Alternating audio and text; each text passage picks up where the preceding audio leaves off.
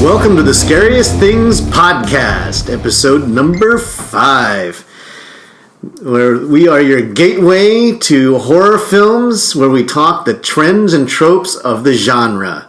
I'm your host, Eric Lee, and I am with Mike Campbell. And so this week, number 5. Eric, can you believe we made it to 5 podcasts? It's 5. It's commitment, baby. That was our goal. Our goal was 5. Like if we can eke out 5, it might actually be a real thing. And here it is. And I'd like to thank lucky number 5. Also, I think we can thank Alex Vollmer and Six Strings Recess for our new intro music, which is badass. Yeah, baby. If you like that, chugga chugga guitar sound, you will love the new intro. You just heard the new intro, so you do love it because that's why you're here. So this episode, we're going to talk about our top 4 zombie flicks. Yes. And boy, howdy, do we love ourselves some zombies. Who doesn't love zombies? So I think, zombies might be getting a little long in the tooth in 2017 going into 2018, but they've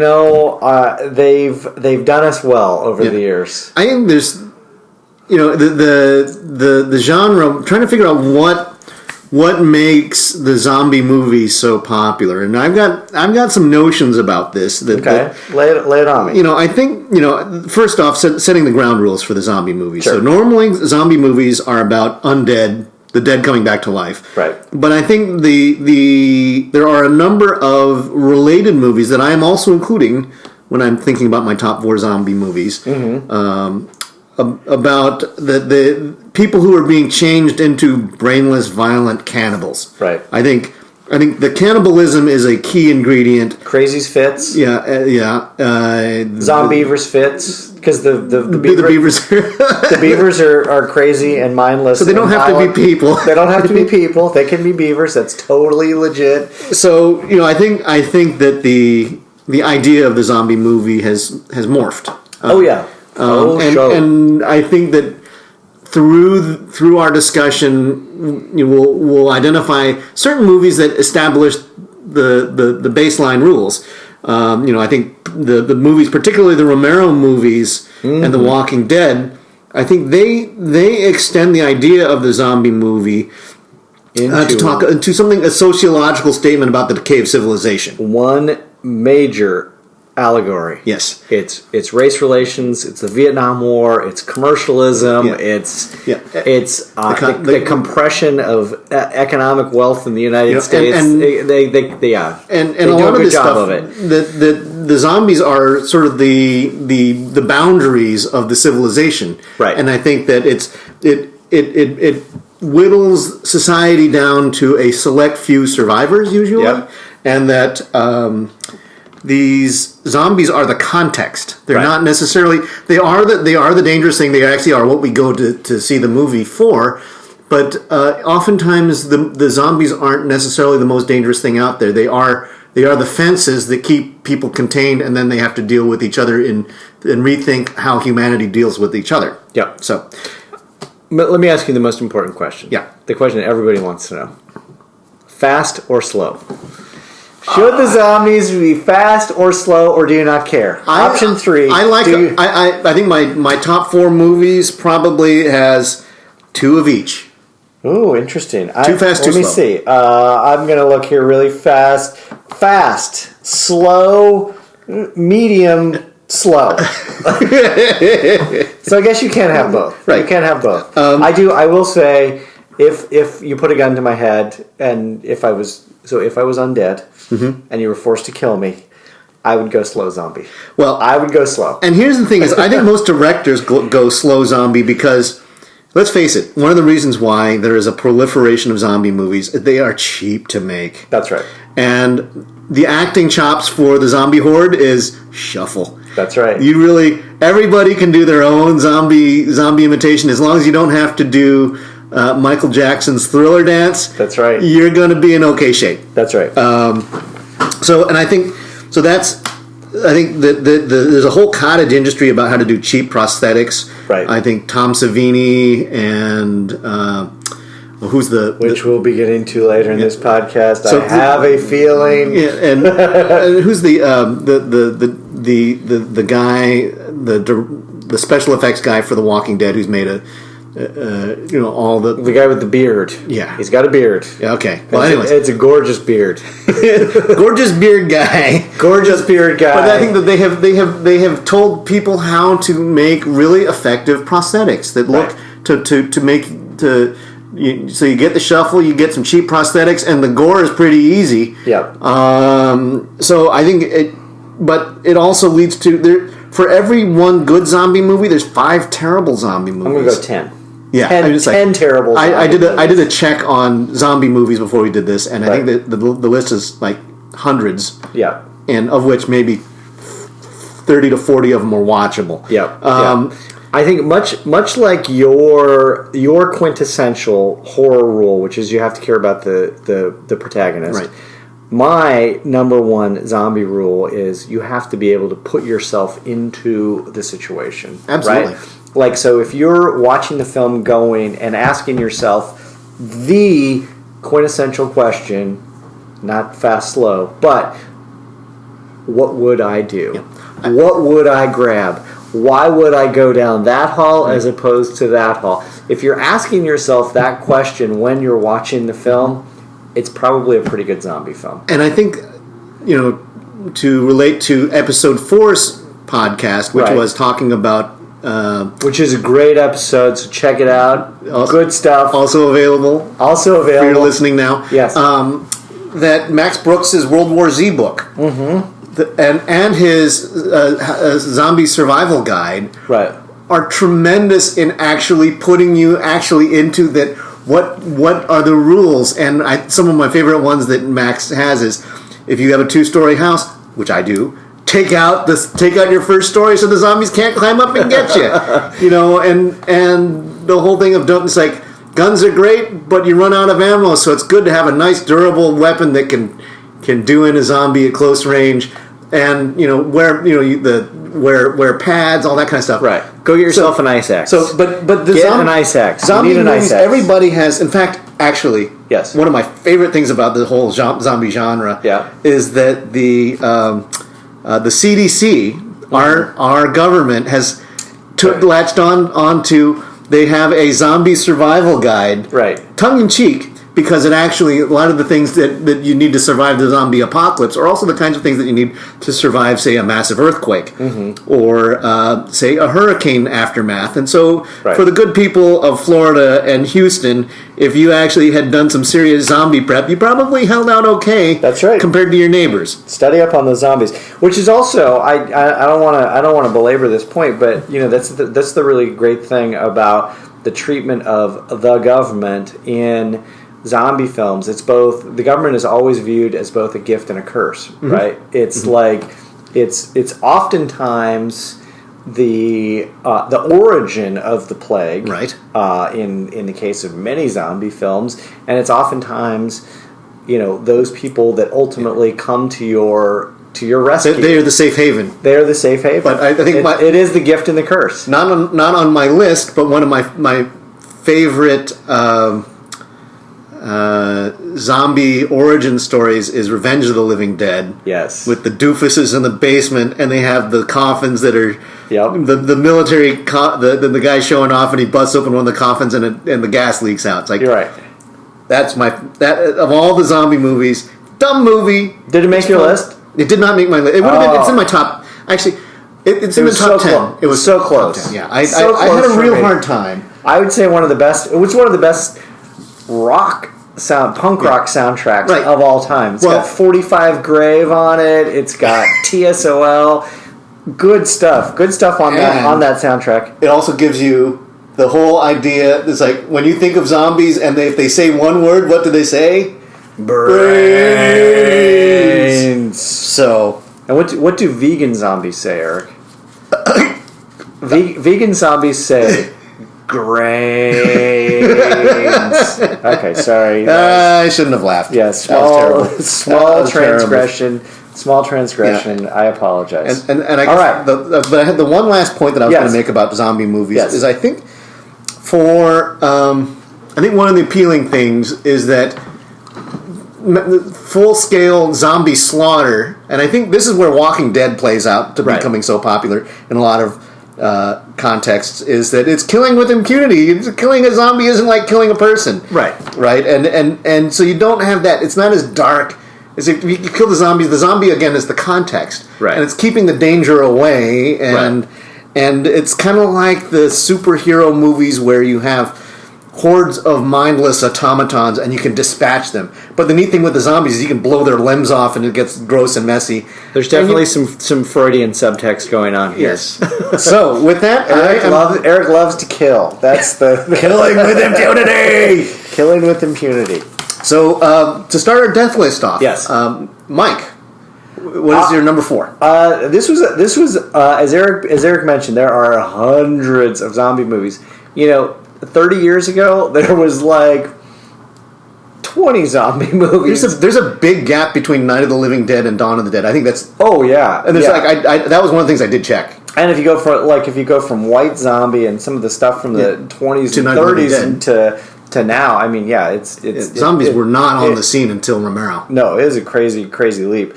I'm going to go with the 2016 Korean masterpiece, Train to Busan.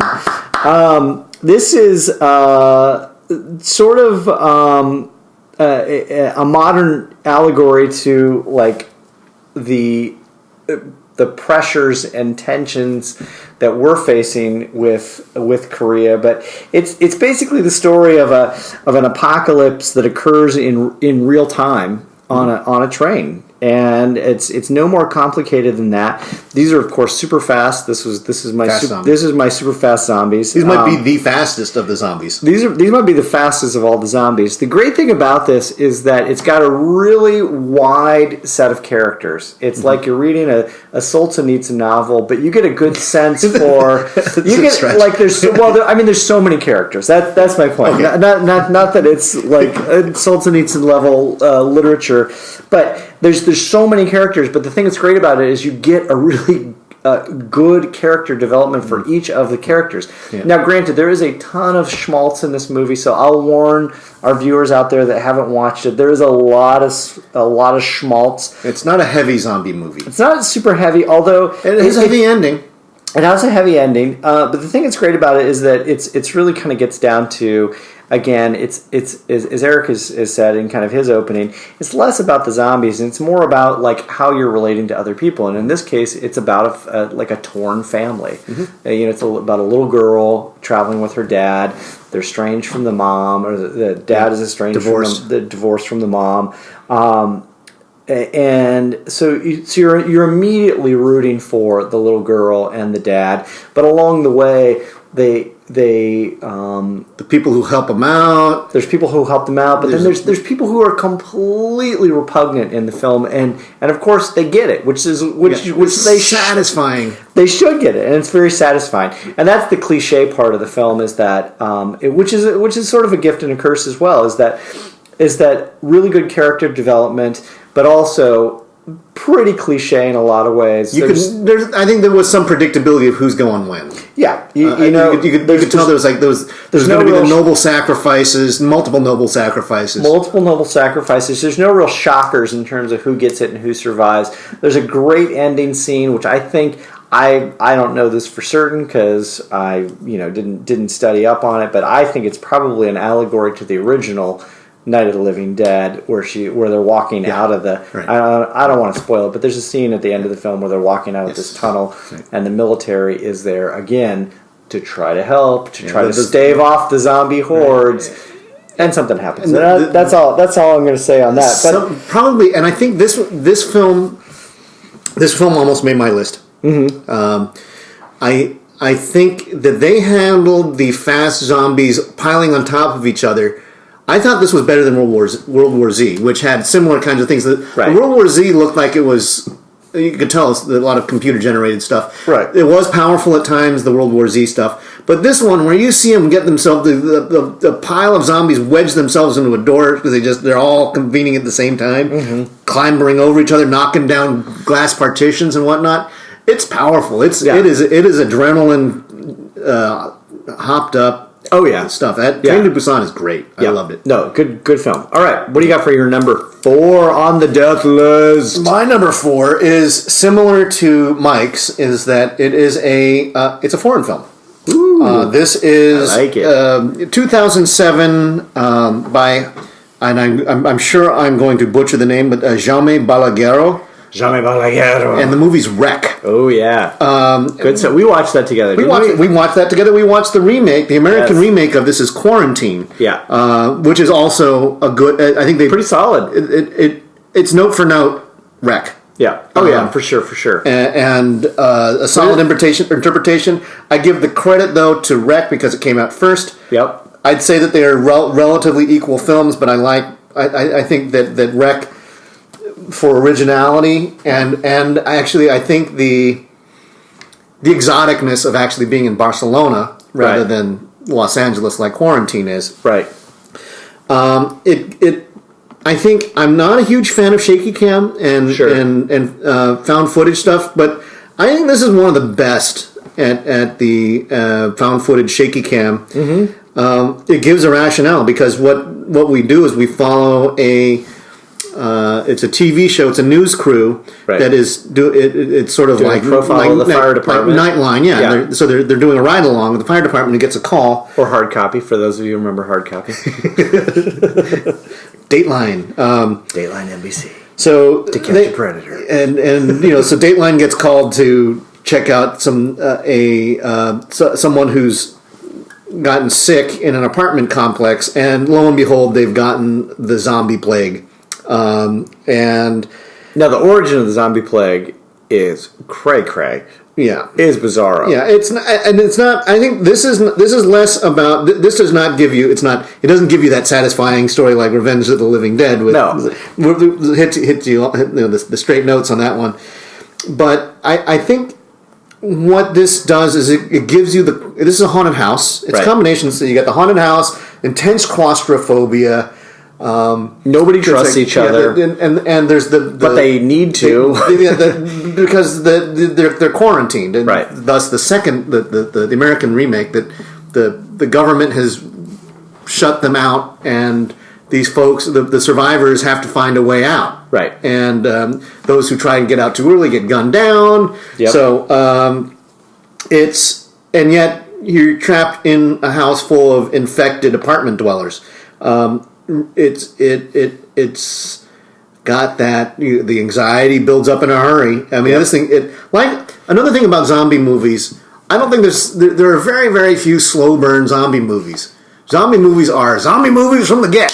Right as you step through into the first act, there's usually a setup, and then the zombies come at you in waves and waves and waves. Right. This one, unlike say Train to Busan, which is the whole city of Seoul is gone zombie. This is just the apartment building, but they're gonna jump. It's like every door, every attic, crawl space is a potential zombie spot. There is no stop. It has got no stopping. One of the best visual closings to a movie. They repeated actually in Quarantine. Right. Great use of the night vision and getting someone, and they show it in the trailer, so it's not really a spoiler, but someone gets dragged away screaming. At the very end with the night cam on him. Yep. I thought it was great intensity to it. I think the claustrophobia alone. I think this one really packed a punch. I like it. You're number 3. Number 3 is a film called Zombie. It's a film called Zombie 2. Okay. It's a classic. It is a classic. It's in some ways kind of a dog, but in other ways this was originally meant as the sequel to Dawn of the Dead. Leo Fulci and Romero were working together on this, and this was a 1979 film that was released in Italian as Zombie, Zombi, not the full zombie. It involves a Caribbean island that is cursed by voodoo. Its inhabitants are brought back to life, and it starts with there's a great scene at early on in the film, and in the boat where there's a sort of a unidentified boat floating through the harbor in New York, and the police come, and And the police and a journalist come and discover the zombie on the boat. They trace the boat back to the owner's daughter, and then that's of course traced to the Caribbean island. It's not the best film out there. This is Mr. Campbell and I are going to have a big disagreement about this movie. It's not the best film. There is a scene where the zombie fights with a shark, which is just pure awesomeness. Oh no, pure awesomeness. But what's great about the film is that it really holds true to all of the trappings of zombies. Although I don't think in Zombie it's not. This is more of the voodoo dead coming up, and it's not there's not this contagion that spreads. Well, yeah, you don't know. I mean, they kind of leave that they leave that a little ambiguous, and I think the thing I like about it is that I think the very end of the movie alludes to that it's a contagion. A contagion, but yeah, because there's a great scene at the end where the zombies are advancing on the Brooklyn Bridge, and New York is under siege. Although I think the goofy thing for that, is that normal traffic and zombies walking across the Brooklyn Bridge. So what is clear is that Leo Fulci managed to clear the top deck of the Brooklyn Bridge for filming, but they weren't going to shut down the rest of the bridge because this movie. He only had so much money. Right. He only had so much money. No, Zombie's a fun. It's a fun movie. It's a classic. I think it's largely regarded by a lot of people as. They may not put it in their top 4, but they would definitely put it in their top 20. All right. Well, we'll be hearing about this later. Again, if they put a gun to their heads. Right. All right. My number 3. Number 3 for Eric. What do you got? It was a coin toss here. Okay. Between the two great zombie comedies. It was. I went with Shaun of the Dead. Just watched it on Friday. True story. You can watch this over and over and over again. I think it's like my favorite. There is always something different in this film. Right. It's like watching Repo Man. Every time you watch it, there is something different. And I swear to God, I watch it and I go, "Did I even watch this film the first time?" Yeah. Well, see, and the other film, much like this, that I had to pick and choose. It was Shaun of the Dead or Zombieland. Right. Shaun of the Dead far superior. And in the end, my humble, I think Shaun of the Dead, the wit in Shaun of the Dead, it's like it's a wonderful setup of the zombie tropes, right? Edgar Wright, for those of you who don't know, if you're listening to this podcast, pretty assuredly you've seen Shaun of the Dead. Yeah. Made a star out of Simon Pegg and Nick Frost, right? I mean, this was the American introduction to these actors, and the chemistry between those two guys is so good. Yeah, and the whole fact that we're going to survive this thing by hanging out at the Winchester and drinking the night away until based on the premise that there's a gun that is hanging above the bar. Well, and I guess that makes sense. And they assume that there is ammunition associated with said gun. This is Britain. This is Britain, where there are no guns. Right. So, my favorite parts with Shaun of the Dead is there's I got a lot of them, but the casual ignoring of zombie behavior in public as the movie starts out, where it's like the the zombies who press against the window and they just think that's like some homeless git. Right? It's like, back off. The passing of the mirror cruise. You know what I'm talking about? Where it's like, hello, hi, hello, hey, how you doing? Where there's the doppelgangers for each of Simon Pegg's crew has their mirror opposite as they pass each other, which was brilliant. Just a little small touch. Yep. Of course, the flinging of the LP records, which I think is a Mike Campbell special. Mike Campbell, by the way, has a couple thousand articles of vinyl LP. Yes. Get rid of the Dire Straits. Yeah, there was the Dire Straits Batman soundtrack. Get rid of the Batman soundtrack and Dire Straits. Right, but I think they held on to... I think it was the Smiths. Maybe the Smiths. Right, Strange Ways, or something like that. And then the mother Barbara has the best line, the very, very British upper crust kind of things, like where Sean asks Barbara, "Mom, are you okay?" And she goes, "Yes, I'm okay, but they got Philip." And it's like, what do you mean? It's like, well, they're a bit bitey, which is perfect, dry British humor. The descendants of Monty Python and Peter Sellers. This is great. And there's also the other thing that's great about that is that I don't know if you caught it. I always forget this line is in there when they show up to Barbara's house and they say, "They're here to get you, Barbara." Which is a great homage to the original Night of the Living Dead. Right. Yeah. They're coming to get you, Barbara. They're coming to get you. All right. No, that is a good one. It's like, that is solid. It's not just for laughs. There's pretty gross, grisly, gory bits, particularly when David gets it. Right. And he had it coming. Yep. And perhaps the best use of the classic zombie trope, act like a zombie and trick them. That's where right. you just do and we were just talking about this in the preamble about how it doesn't take a great actor to pretend that you're a zombie, and this is the crew shuffling towards the Winchesters and acting like zombies, which was I loved that. So Good stuff. Good stuff. Your number two. Number two. I'm going a little off the beaten path here. I'm going with the and I guess there was some comedic elements to this as well. Now that I think of it, but the 2006 film Slither. Oh, a small town. You think it's a zombie movie? Well, a small town. It's overtaken by an alien plague. Okay, right? yeah, okay. And the residents are turned into zombies. I love Slither. And all forms of mutant monster. It's the cast is crazy. It's got Nathan Fillion. It's got Elizabeth Banks. It's got Michael Rooker. It's even got Pam from The Office. It's got Rob Zombie is in it. Jenna Fisher, aka Pam, is in it. She plays a very small role. I think it was early on in The Office. Mm-hmm. It's just a super fun movie involving a meteorite hitting this small town and this extraterrestrial parasite where the aliens sort of invade people's bodies and control their bodies. It's really fun. Starts with a slug. It's got some David Cronenberg elements to it. It's pretty gross.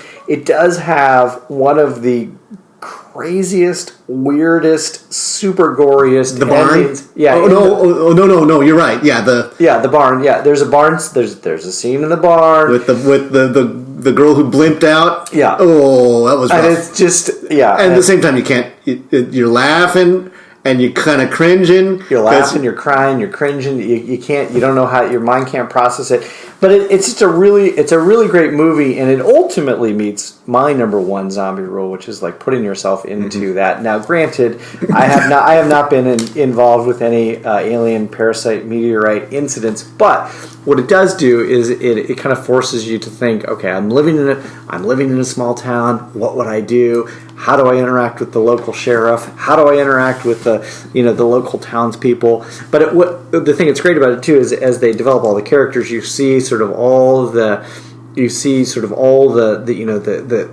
parochial infighting amongst all the different people in the community, and who knows who, and who knows the mayor, and who knows the police chief, and all that. And it's a fun movie.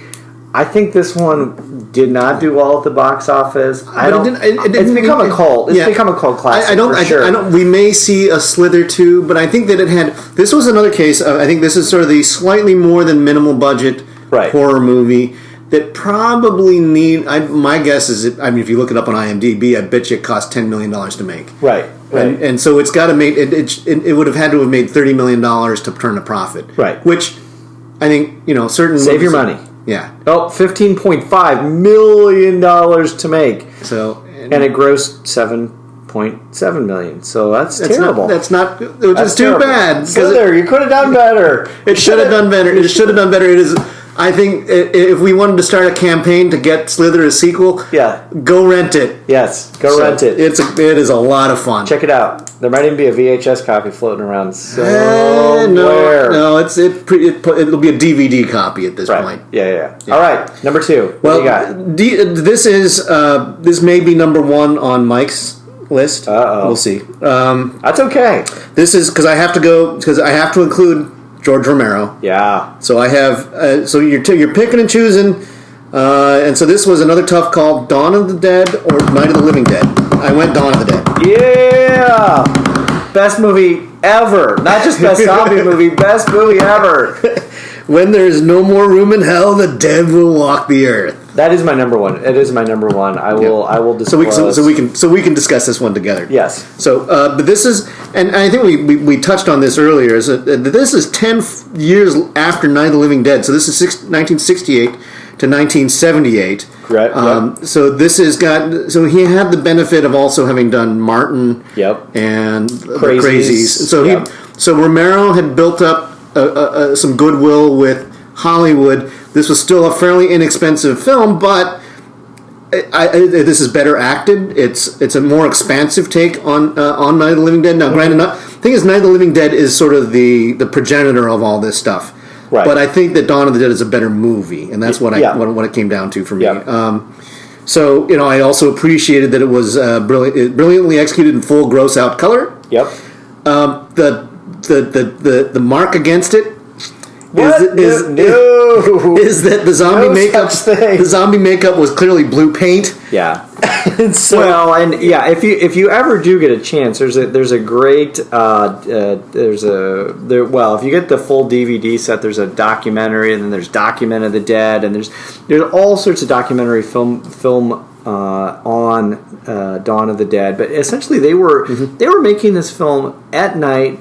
The mall would close up. They were allowed to go into the Monroeville Mall at like 10 o'clock at night. Right. They had to be out of there by 5 o'clock in the morning, so they would go to the local bars. They would grab people out of their bar stools, slap blue paint on them, give them some blood, and they were off to the races. So, it's somewhat almost kind of guerrilla type filmmaking. Well, they did. I think this is that tradition is now taken on, and I remembered the guy's name from Walking Dead. It's Greg Nicotero. Awesome beard, super awesome beard. But they have learned the art of prepping hundreds of extras for zombie movies. All thanks to Tom Savini. But they also this is the great. Be super clear about that. Yeah, the Savini is the master, and he also. That Romero, this was the first time that we got the sociology. Well,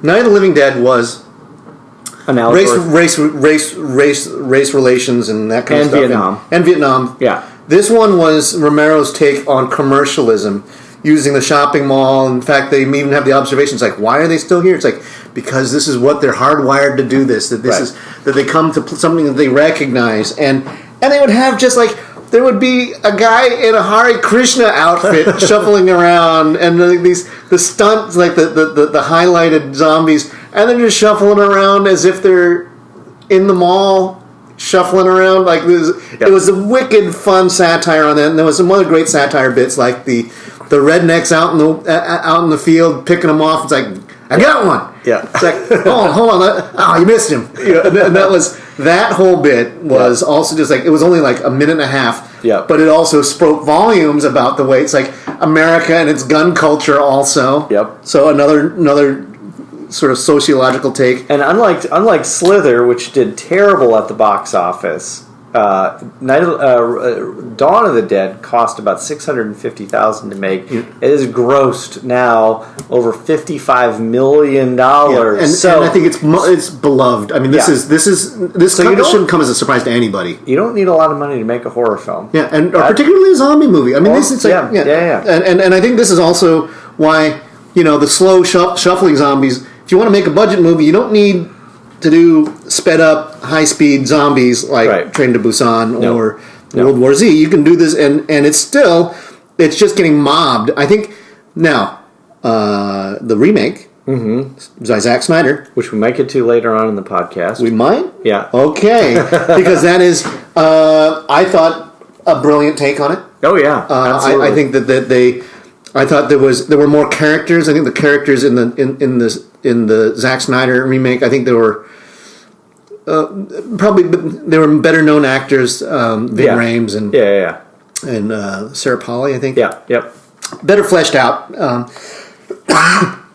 But I think that Dawn of the Dead meets Eric's number one rule. Do you care about what happens to the protagonists? Right. I think your core group of the two cops and the reporter Yep. and the chopper pilot, Yep. you're attached to them. Even they're boring when they're just going through their routines of wandering the mall and just trying to keep some normalcy to their lives before the biker gang hits. I put myself into every single one of those scenes sure. And I think it's led to last week we talked about the properties, and it's like never has been a good video game done about a movie, or a movie done about a video game. Right. There have been a lot of good video games based on Dawn of the Dead. Oh yeah, and the shopping mall. There's a game called Dead Rising where you cannibalize things from the shopping mall. You take a chainsaw and a blowtorch and a beach ball or a teddy bear, and you make them into things. And all of that stuff, and it's so much fun. And you go around the shopping mall and just chop zombies up. That trope it will go forever. Yeah, I think in the American consciousness. The one thing I will say about Dawn of the Dead is I think the thing that really hooked me is the opening sequence of the film, because it's set in a TV studio. They're desperately trying to get information about what's going on. Nobody has information. There's complete paranoia and hysteria. Yeah. And for me, it's so incredible. The dialogue is real. Yep. The foundation for the whole film is so tangible, and you could see how people would go to news media first thing, not fake media. You would see how people would go to news media in the event of a zombie outbreak and just hope that these people who are equally as hapless as you would have something to tell you. Yeah. But they don't. I think the close ties to what you take out the zombie part of it. This is a pandemic. Oh yeah. And I think and spoiler alert, Mr. Campbell here is a communications director for a government agency and so you have to there's limited information, and then you have to be able to communicate with people about things that are hard to process. Right. And my sister also does public health stuff in Seattle, and these are the things that I think that you have to prepare for the oddly enough the zombie outbreak in terms of something of getting sick and people just like imagine if Ebola hit Cincinnati. And then what would you do, and what is the communication like, and how does it get quarantined? Yep. Anyways, yep. So that's great. That's my number 2. Great film, and pushed out. I will say, we could probably do a whole hour on Dawn of the Dead. I will say, watch. There's a U.S. release. There's a European release, and then I think there's an extended European release or an extended U.S. release. I can't remember which it is. All 3 of them are great. Some of them are darker than others. I won't go into why, because that's kind of it's a major spoiler. But all versions of Dawn of the Dead are just exceptional. Yeah. Okay, number 1. Okay, so because my number 1. Yes, and I this shouldn't come as a surprise to anybody because it was in our first podcast. Yes, yes. 2002, 28 Days Later by Danny Boyle. Bring it on. So this is, I think. And the reason why, and this is, it was a tough decision for me to push out Dawn of the Dead because I love Dawn of the Dead so much. But 28 Days Later, the characters are so good. Yeah. So Jim... I would put Dawn of the Dead, I would go number 5. Dawn of the Dead. Or, I'm sorry, 28 Days Later. Yeah. Number 5. That was a close call. So Naomi Harris, Brendan Gleeson, and the little girl, Megan Burns, plays Hannah. They're all excellent in their roles as survivors. Yeah. And I think... once again, we're going to tap back into Michael's commentary before about the military and how it plays into zombie movies and how often that they are the point of both the origin and or the safe haven. In this case, it's unclear as to where. No, actually, it's explicitly clear as to what happened. Yeah, this is a rage virus right. that a bunch of PETA people foolishly unleashed upon London. Darn you, PETA. Damned hippies. But the military is thought of as the place of refuge, and it turns out to be as horrifying, if not worse. A bunch of violent, rape-crazed soldiers or zombies, take your pick. Yep. And so the third act of the movie has so much tension because it's like overlapping layers of danger, and in order to save themselves, they have to, in another well-tried horror trope, release an infected soldier to take him out. I've talked about 28 Days Later at length on our first podcast.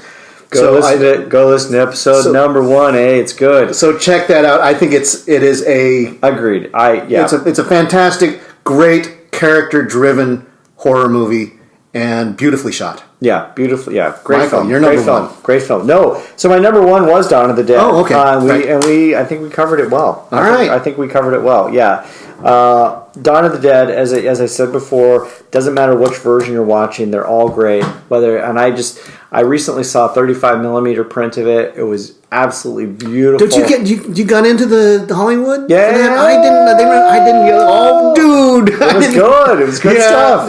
Yeah. So it doesn't matter. It was 35mm. The thing that I. Yeah. So it doesn't matter what version you watch of it. You watch an old VHS copy. A Betamax, a DVD, you stream it, whatever it is. It's a great film, so go watch it. So we come to that part of the podcast where we uncover the dead and undead. Eric, did you stick with a zombie theme for the dead and undead? I did, but I'll let you go first and go with your your undead pick. My dead pick. This is I'm going dead first. Okay. This is the film to stay away from that should stay dead.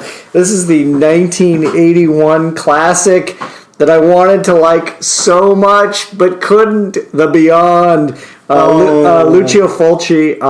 It involves a young woman who inherits an old hotel in New Orleans. Yeah, we saw this together. And all of these supernatural incidents start to occur, and it turns out that it was built over I didn't know there was more than one entrance to hell, but it was built over one of the entrances to hell. Great premise. Great idea. There's even some eye stabby stuff, which in Italian, that's his go-to is the stabbing with the eyes.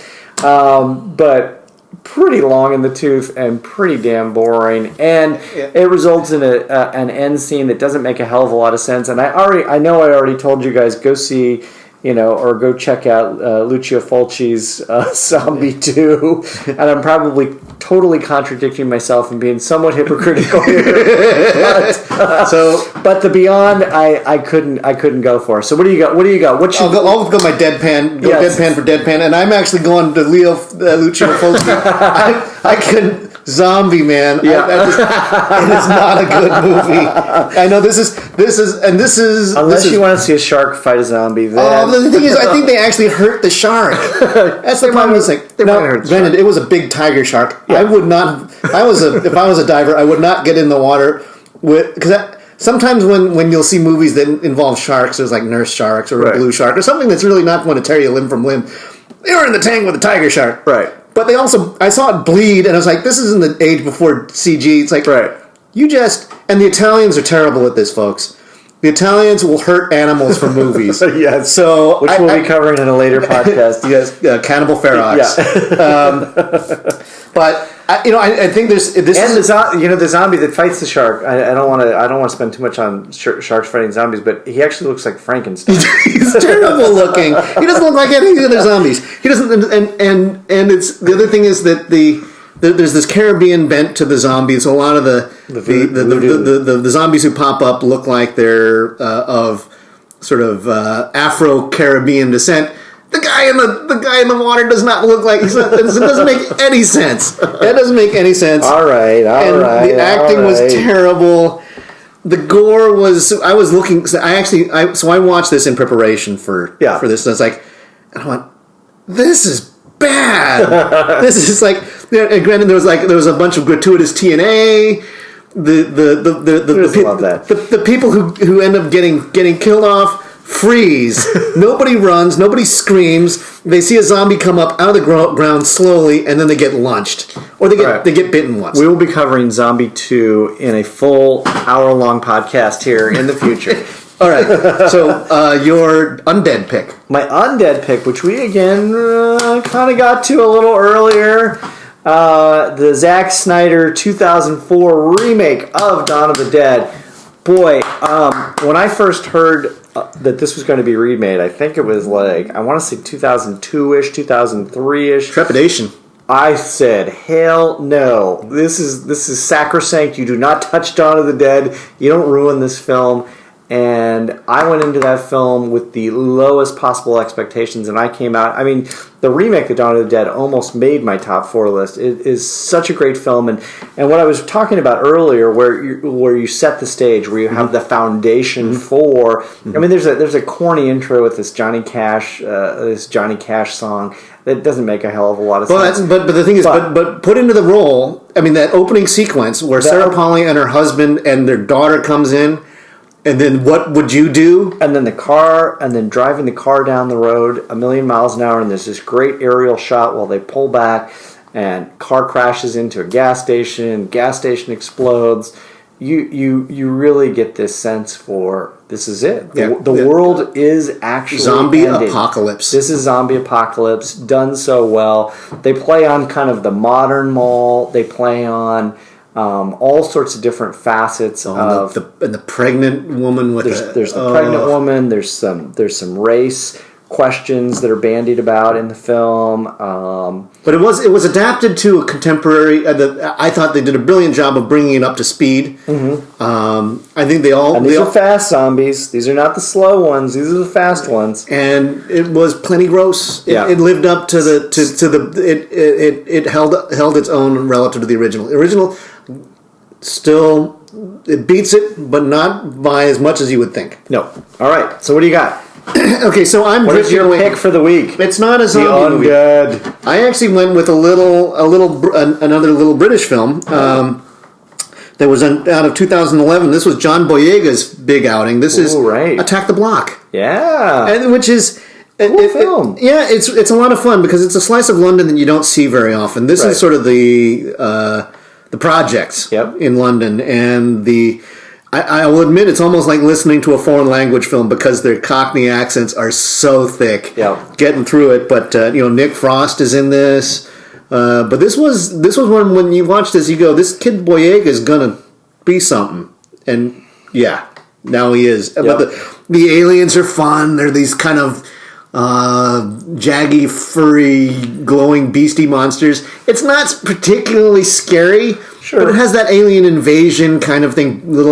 And just seeing the scrappy kids, I think in the same way that I think like where it has, you get the kids and you're really rooting for them and how there's a youthful exuberance. There's a genius that comes out of kids' brains. There's a coming of age. Because the kids are not boxed in or trapped by sort of adult thinking. So you get sort of this is also kind of a stoner horror movie. Sure, there's a lot of dope growers. But anyways, I thought this was one that I think got a little overlooked, and for those of you who might be Star Wars fans and want to see what Boyega did when he was younger, go check out Attack the Block. Yep. All right. So thanks for joining us this week, and until next week, don't go into the shed in the backyard because you might have to mow the lawn or something. And that was just chores are the worst. Chores suck. All right. See you next week. Bye-bye. Thanks.